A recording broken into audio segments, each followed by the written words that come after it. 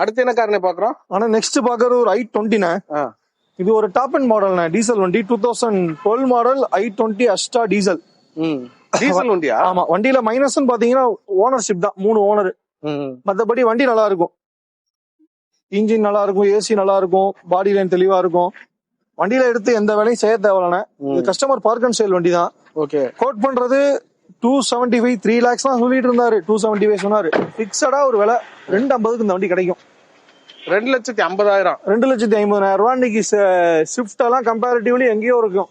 ஆமா. 12 நம்ம i20 3 owner, பெரிய டிஃபரன்ஸ் கிடையாது. ஸ்விஃப்ட் இன்னைக்கு நான் 2012 கொடுத்தேன், 3 ஓனர் ஸ்விஃப்ட் கொடுத்தேன், 3,20,000 ரூபாய்க்கு கொடுத்தேன்.